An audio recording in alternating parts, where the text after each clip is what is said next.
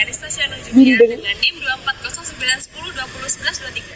2409110201123. Perkenalkan, nama saya Deti Nesati Ramadhani dengan NIM 24081102093. Perkenalkan, nama saya Muhammad David Dwi Arianto dengan NIM 2408110301130. Perkenalkan, nama saya Nasya Safa Putri Amalia dengan NIM 2409110201125.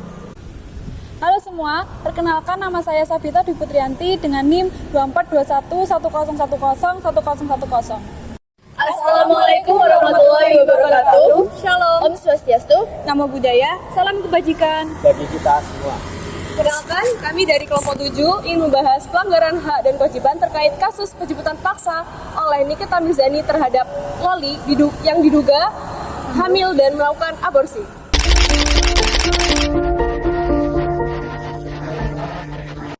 Siapa yang tidak tahu dengan kasus Nikita Mirzani dan Loli? Bermula ketika Loli mengungkapkan ketegangan dengan ibunya melalui media sosial, terutama sejak Loli memutuskan untuk hidup mandiri di luar pengawasan Nikita ketika Nikita bercerai dengan Antonio. Hingga insiden Loli dikeluarkan dari kartu keluarga. Lalu isu terkait kehidupan mandiri ini diperburuk oleh hubungan Loli dengan pacarnya yaitu Fadel yang disebut-sebut memberikan pengaruh negatif seperti masalah utang. Hingga kasus ini kembali ramai diperbincangkan ketika rumor soal kehamilan Loli baru-baru ini yang dibuktikan dengan foto tespek. Nikita kemudian mengambil langkah hukum atas tuduhan persetubuhan anak di bawah umur hingga memberikan perintah pada korban untuk melakukan aborsi. Penjemputan paksa Loli dilakukan terkait laporan Nikita Mirzani kepada pihak kepolisian. Loli melakukan perlawanan saat akan dibawa oleh ibunya yang bersama dengan pihak kepolisian dan KPAI. Loli berteriak kencang dan memberontak. Hal ini lantas membuat pihak Nikita memaksa dengan cara memboboknya ke dalam mobil. Setelah itu dikabarkan Loli dibawa langsung ke rumah sakit untuk dilakukan visum.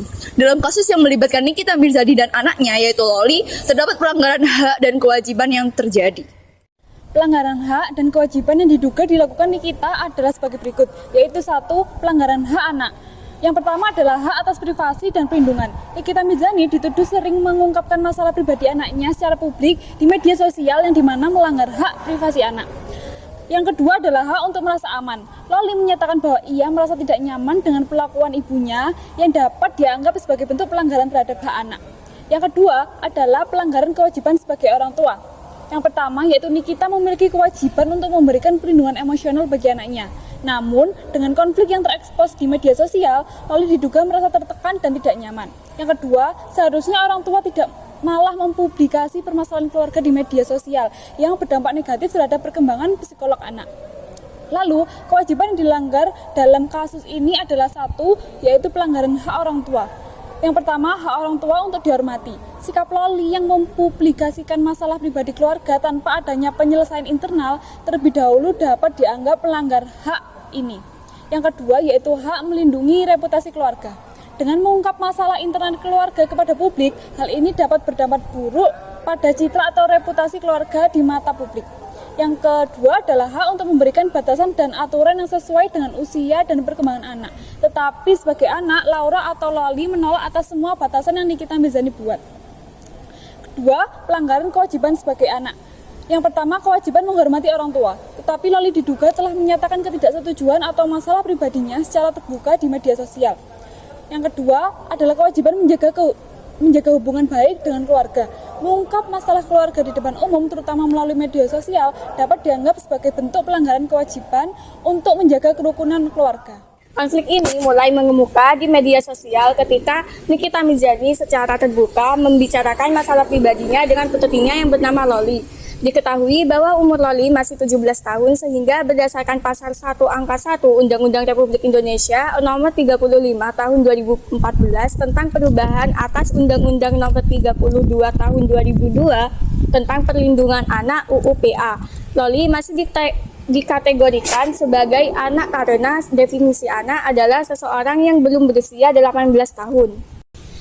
Loli juga melakukan hal yang serupa dengan mengungkapkan konflik pribadi mereka ke ranah publik. Namun, ketika konflik pribadi atau keluarga diungkapkan secara publik, hal ini dapat memunculkan implikasi hukum khususnya terkait dengan Undang-Undang ITE.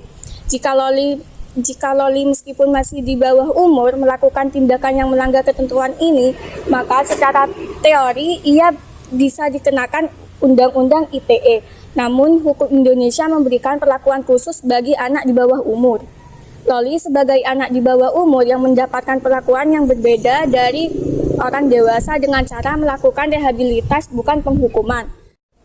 Penanggulangan dari kasus ini masih dalam proses hukum. Nikita bersama kuasa hukum yang membawa bukti foto yang menunjukkan Loli hamil dan melakukan aborsi. Namun hasil visum pada bulan September 2024, menurut Kepala Bidang Humas Polda Metro Jaya, Komisaris Besar Ades Arisyam Indradi menyatakan bahwa perkara persetubuhan anak di bawah umur dan atau aborsi tidak sesuai ketentuan yang dilaporkan oleh sang ibu Nikita Mirzani. Namun info terbaru pada tanggal 13 Oktober, pengacara Nikita menyampaikan bahwa sidang dilaksanakan secara tertutup. Tetapi, Humas Pengadilan tak akan menutup 100% akses informasi terkait proses hukum di ruang sidang. Untuk mencegah terulangnya kasus tersebut yaitu dengan cara pertama, membangun komunikasi keluarga yang terbuka dan penuh empati. Kedua, memberikan pendidikan yang tepat tentang kesehatan mental dan hubungan seksual serta risikonya. Ketiga, melibatkan ahli psikologi untuk membantu menyelesaikan konflik internal antara orang tua dan anak. Keempat, orang tua perlu terlibat aktif dalam kehidupan anak, terutama dalam pemilihan pergaulan dan hubungan. Dari kasus ini dapat disimpulkan bahwa Loli mungkin merasa selama ini pendapat dan perasaannya tidak pernah didengar oleh ibunya. Sebagai remaja, Loli mungkin ingin menunjukkan kemandiriannya dalam membuat keputusan sendiri. Namun terbentur dengan aturan yang terlalu ketat dari ibunya, karena merasa kurang diperhatikan di rumah, Loli mungkin mencari dukungan dari teman atau pasangan yang membuatnya merasa lebih dipahami. Sudut pandang sang ibu, yaitu Nikita, mungkin merasa bahwa semua yang dilakukan adalah demi kebaikan Loli.